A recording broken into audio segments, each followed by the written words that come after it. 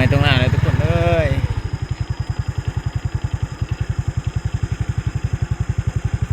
ถ้าจะได้บรรยากาศ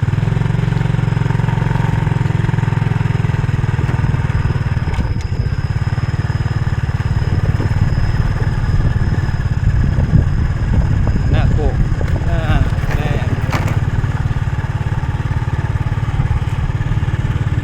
กว้างขนาดเลยโอ้หน้าตรงน้ำมันตามเลย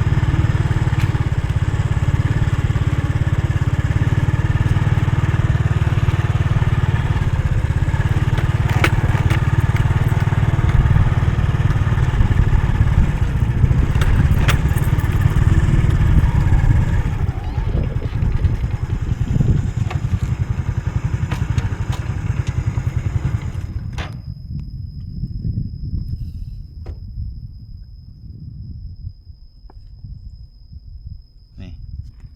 อยู่ไหอยู่หน้าเลยทุกคนเลยเงียบสงบปันยัง